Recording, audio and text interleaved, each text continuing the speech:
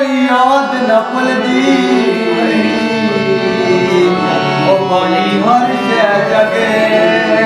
बोले बोले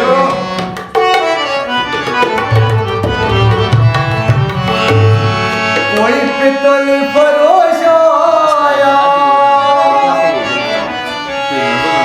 इश्क दी चोट लगी और नहीं अजे तक हो जाया यार